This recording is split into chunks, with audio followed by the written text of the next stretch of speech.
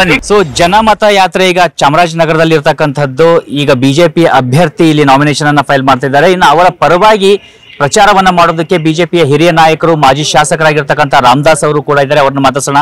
Sir ನಮಸ್ತೆ. ನಮಸ್ಕಾರ. So ಹೇಗಿದೆ?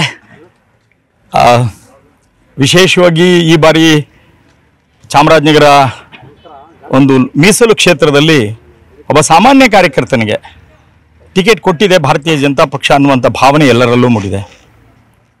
ಕಳೆದ 20 ವರ್ಷಗಳ ಕಾಲದಲ್ಲಿ ಶಾಸಕನಾಗಿದ್ದಂಥ ಒಬ್ಬ ವ್ಯಕ್ತಿ ನಿರಂತರವಾಗಿ 20 ವರ್ಷ ಜನಗಳ ಮಧ್ಯದಲ್ಲೇ ಇದ್ದು ಯಾವುದೂ ಅಧಿಕಾರ ಇಲ್ಲದೆ ಹೋದರೂ ಕೂಡ ಅವ್ರ ಜೊತೆಲಿ ಇದ್ದಂಥ ಒಬ್ಬ ವ್ಯಕ್ತಿ. ಜೊತೆಗೆ ಚಾಮರಾಜನಗರದಲ್ಲಿ ನಾವು ಅಭಿವೃದ್ಧಿಯ ವಿಚಾರಗಳನ್ನು ಇಟ್ಕೊಂಡೆ, ವಿಶೇಷವಾಗಿ ನರೇಂದ್ರ ಮೋದಿಯವರು ಕೊಟ್ಟಿರುವಂಥ ಯೋಜನೆಗಳೇನೇನು ಕೊಟ್ಟಿದ್ರು, ಅದರ ಲಾಭಾರ್ಥಿಗಳು ಯಾರ್ಯಾರು ಇದ್ದಾರೆ, ಆ ಫಲಾನುಭವಿಗಳ ಪ್ರತಿಯೊಬ್ಬರನ್ನೂ ಸಂಪರ್ಕ ಮಾಡೋ ಮುಖಾಂತರದಲ್ಲಿ ಭಾರತದ ಭವಿಷ್ಯಕ್ಕೆ ಮೋದಿಯವರು 3ನೇ ಬಾರಿ ಪ್ರಧಾನಮಂತ್ರಿ ಆಗಬೇಕನ್ನುವಂಥ ವಿಚಾರಗಳನ್ನು ಎಲ್ಲರಿಗೂ ಕೂಡ ತಿಳಿಸುವಂಥ ಕೆಲಸವನ್ನು ಈಗಾಗಲೇ ನಾವು ನಿರಂತರವಾಗಿ 1.5 ತಿಂಗಳಿಂದ ಮಾಡ್ತಾ ಬರ್ತಾ ಇದ್ದೀವಿ.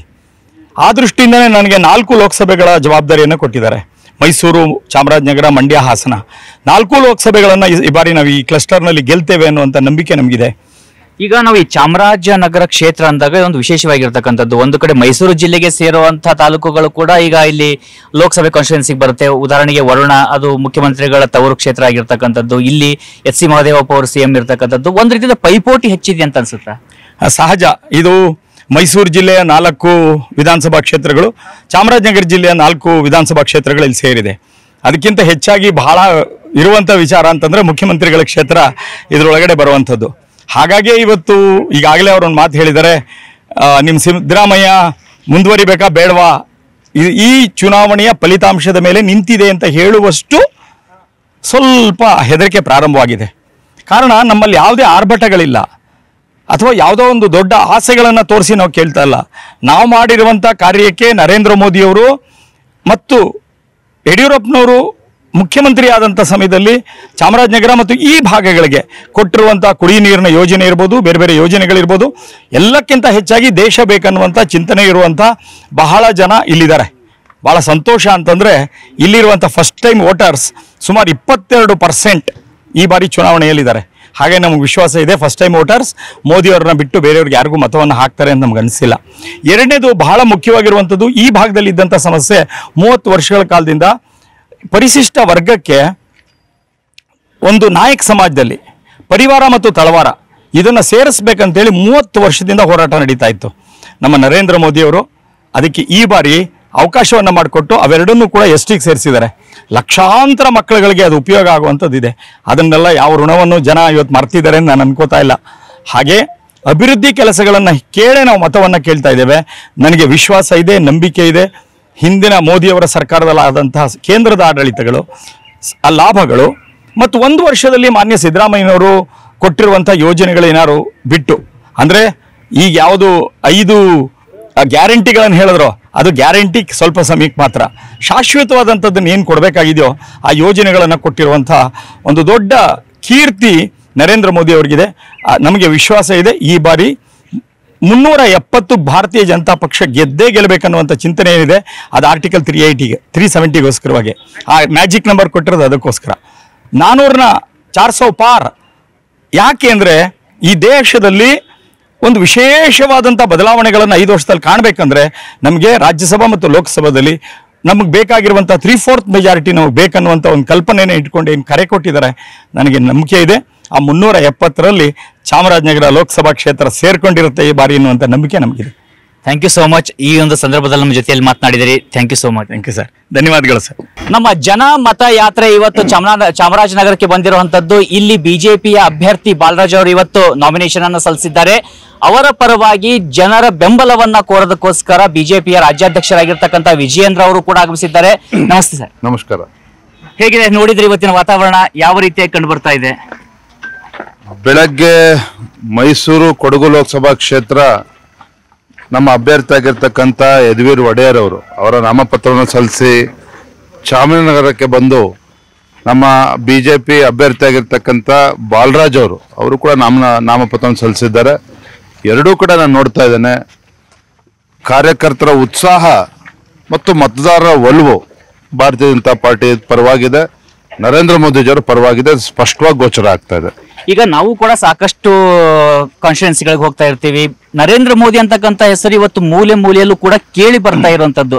ಅದರ ಜೊತೆಗೆ ಬೇರೆ ಯಾವೆಲ್ಲ ಫ್ಯಾಕ್ಟರ್ಗಳು ಕೂಡ ಮುಖ್ಯವಾಗುತ್ತೆ ಇವತ್ತಿನ ಸಂದರ್ಭದಲ್ಲಿ ಅಂತ ನೋಡೋದು? ನರೇಂದ್ರ ಮೋದಿಜಿ ಫ್ಯಾಕ್ಟರ್ ಅಂತ ಹೇಳಿದ್ರೆ ಅದರಲ್ಲಿ ಎಲ್ಲವೂ ಕೂಡ ಬಂತು. ನಮ್ಮ ಪ್ರಧಾನಮಂತ್ರಿ ನರೇಂದ್ರ ಮೋದಿಜಿಯವರು ಕಳೆದ 10 ವರ್ಷಗಳಲ್ಲಿ ಈ ದೇಶದಲ್ಲಿರ್ತಕ್ಕಂಥ ಬಡವರು, ರೈತರು, ಮಹಿಳೆಯರು ಮತ್ತು ಯುವಕರು, ಮೋದಿಜಿಯವರು ಯಾವಾಗಲೂ ಕೂಡ ಒಂದು ಮಾತನ್ನು ಹೇಳ್ತಾ ಇರ್ತಾರೆ. ಈ ದೇಶದಲ್ಲಿರ್ತಕ್ಕಂಥದ್ದು 4 ವರ್ಗದ ಜನ, ಬಡವರು, ರೈತರು, ಮಹಿಳೆಯರು ಮತ್ತು ಯುವಕರು. ಈ 4 ವರ್ಗಕ್ಕೆ ಅವರ ಯೋಜನೆಗಳು ತಲುಪಿರ್ತಕ್ಕಂಥದ್ದು. ಮತ್ತು ದೇಶದ ಕಟ್ಟಕಡೆಯ ವ್ಯಕ್ತಿಗೂ ಸಹ, ಹಳ್ಳಿಲಿ ಗ್ರಾಮದಲ್ಲಿ ವಾಸ ಮಾಡ್ತಕ್ಕಂಥ ಕಟ್ಟಕಡೆ ವ್ಯಕ್ತಿಗೂ ಸಹ ಅವರ ಯೋಜನೆಗಳು, ಬಿಜೆಪಿ ಸರ್ಕಾರದ ಯೋಜನೆಗಳು ತಲುಪಿರ್ತಕ್ಕಂಥದ್ದು. ಹಾಗಾಗಿ ಇದು ನಮಗೊಂದು ದೊಡ್ಡ ಬ್ರಹ್ಮಾಸ್ತ್ರ ಆಗಿದೆ. ಮತ್ತು ಜನ ಮಾತನಾಡ್ತಾ ಇದ್ದಾರೆ, ಸಾಮಾನ್ಯ ಜನರು ಕೂಡ ಮಾತನಾಡ್ತಾ ಇದ್ದಾರೆ. ದೇಶವನ್ನ ಸುಭದ್ರವಾಗಿ, ದೇಶವನ್ನ ಒಂದು ಸರಿಯಾದ ದಿಕ್ಕಿನಲ್ಲಿ ತೆಗೆದುಕೊಂಡು ಹೋಗ್ತಕ್ಕಂಥ ಶಕ್ತಿ ಇರ್ತಕ್ಕಂಥದ್ದು ಕೇವಲ ನರೇಂದ್ರ ಮೋದಿಜಿಯವರು ಮಾತ್ರ. ಹಾಗಾಗಿ ಕೇಂದ್ರದಲ್ಲಿ ಮತ್ತೊಮ್ಮೆ ಪ್ರಧಾನಮಂತ್ರಿ ನರೇಂದ್ರ ಮೋದಿಜಿಯವರು ಆಗಬೇಕು ಅನ್ನೋ ತೀರ್ಮಾನಕ್ಕೆ ಈಗಾಗಲೇ ಬಂದಿದ್ದಾರೆ. ಇದು ಭಾರತೀಯ ಜನತಾ ಪಾರ್ಟಿ ಮತ್ತು ನಮ್ಮ JDS ಪಕ್ಷಕ್ಕೆ ರಾಜ್ಯದಲ್ಲಿ ಒಂದು ದೊಡ್ಡ ಆನೆಬಲ ಬಂದಂತಾಗಿದೆ. ನಾವು ಸಾಮಾನ್ಯವಾಗಿ ಸಿದ್ದರಾಮಯ್ಯನವರನ್ನು ಗಮನಿಸೋದಾದ್ರೆ ಅವರ ಮಾತಿನಲ್ಲಿ ಒಂದು ಗತ್ತಿರುತ್ತೆ. ಆದ್ರೆ ಈ ಬಾರಿ ಇದೇ ಮೊದಲ ಬಾರಿ ಅನ್ನೋ ಹಾಗೆ ನೀವು ನನ್ನನ್ನು ಗೆಲ್ಲಿಸದೇ ಇದ್ರೆ ನಾನು ಈ ಸ್ಥಾನದಲ್ಲಿ ಇರೋದಕ್ಕೆ ಸಾಧ್ಯ ಆಗೋದು ಅಂದ್ರೆ ಭಾವನಾತ್ಮಕವಾದಂತ ಭಾಷಣವನ್ನ ಕೂಡ ಮಾಡ್ತಿದ್ದಾರೆ. ಇದರ ಸೂಚನೆ ಏನಿರುತ್ತೆ ಅಂತ? ಇದು ಕೇವಲ ಜನರ ಮನಸ್ಸನ್ನು ಮುಟ್ಟೋದಕ್ಕ ಅಥವಾ ನಿಮಗೇನ್ ಅನ್ಸುತ್ತೆ? ಏನಾಗಿತ್ತು ಅಂದ್ರೆ, ಮಾನ್ಯ ಮುಖ್ಯಮಂತ್ರಿಗಳಿಗೆ ನರೇಂದ್ರ ಮೋದಿಜಿಯವರ ಪ್ರಭಾವ, ಜನಪ್ರಿಯತೆ ಈ ಮಟ್ಟಕ್ಕಿದೆ ಅಂತೇಳಿ ಅವ್ರು ಕಲ್ಪನೆ ಮಾಡ್ಕೊಂಡಿರ್ಲಿಲ್ಲ. ಯಾವುದೋ ಒಂದು ಭ್ರಮೆನಲ್ಲಿದ್ದಂಥ ರಾಜ್ಯ ಸರ್ಕಾರ ಹೇಗಾದ್ರೂ ಮಾಡಿ ಕರ್ನಾಟಕ ರಾಜ್ಯದಲ್ಲಿ ಒಂದು 17-18 ಲೋಕಸಭಾ ಕ್ಷೇತ್ರ ಗೆಲ್ಬೋದು ಅಂತೇಳಿ ಅವ್ರು ಅನ್ಕೊಂಡಿದ್ರು. ಆದ್ರೆ ನಾನು ಹೇಳ್ತಾ ಇದ್ದೀನಿ, ಇವತ್ತು ರಾಜ್ಯಾದ್ಯಂತ ನಾನು ಕೂಡ ಪ್ರವಾಸ ಮಾಡಿದ್ದೇನೆ. ಹೆಲಿಕಾಪ್ಟರ್ ಅಲ್ಲ, ರಸ್ತೆನಲ್ಲಿ ನಮ್ಮ ಕಾರ್ಯಕರ್ತರ ಜೊತೆ ಎಲ್ಲ ಜಿಲ್ಲೆಗಳಿಗೆ ಹೋಗಿದ್ದೇನೆ. ವಾತಾವರಣ ಬಹಳ ಸ್ಪಷ್ಟವಾಗಿದೆ. ಎಲ್ಲ 28 ಕ್ಷೇತ್ರದಲ್ಲೂ ಕೂಡ ನರೇಂದ್ರ ಮೋದಿಜಿ ಪರವಾದಂಥ ವಾತಾವರಣ ನಿರ್ಮಾಣ ಆಗಿದೆ. ಹಾಗಾಗಿ ಇದರ ಪರಿಣಾಮ ಏನಪ್ಪಾ ಅಂತ ಹೇಳಿದ್ರೆ, ಕಾಂಗ್ರೆಸ್ ಪಕ್ಷ ಮತ್ತು ಮಾನ್ಯ ಮುಖ್ಯಮಂತ್ರಿಗಳು ಹತಾಶರಾಗಿದ್ದಾರೆ. ಇವತ್ತು ನಾವು ಹೆಚ್ಚು ಲೋಕಸಭಾ ಕ್ಷೇತ್ರವನ್ನ ಗೆಲ್ತೇವೆ ಅನ್ನೋ ಭ್ರಮೆನಲ್ಲಿದ್ದಂಥವ್ರಿಗೆ ಇವತ್ತು ಜ್ಞಾನೋದಯ ಆಗಿದೆ.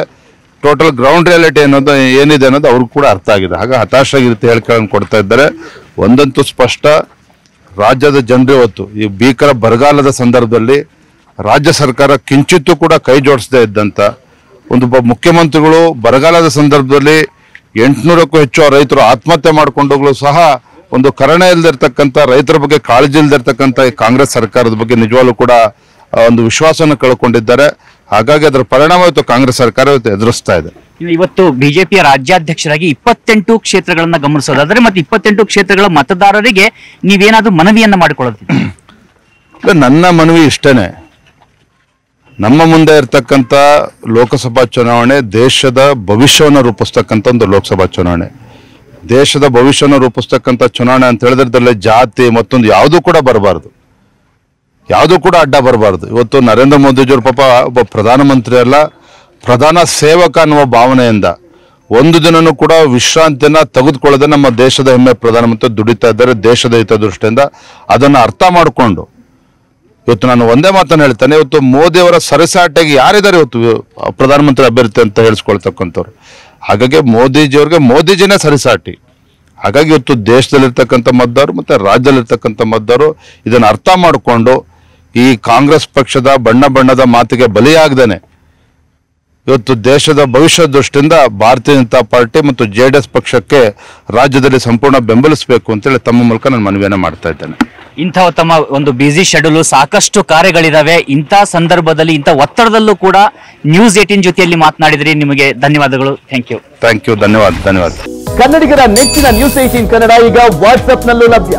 ಕರ್ನಾಟಕ, ದೇಶ ವಿದೇಶಗಳ 360 ಡಿಗ್ರಿ ಸುದ್ದಿಯ ವಿವರಗಳನ್ನ ನಿಮ್ಮ ಕೈ ಬೆರಳುಗಳಲ್ಲೇ ಪಡಿಲಿಕ್ಕೆ ಈ QR ಕೋಡ್ ಅನ್ನ ಸ್ಕ್ಯಾನ್ ಮಾಡಿ, ನಮ್ಮ ಚಾನಲ್ ಫಾಲೋ ಮಾಡಿ, ನೋಟಿಫಿಕೇಶನ್ ಆನ್ ಮಾಡಿ.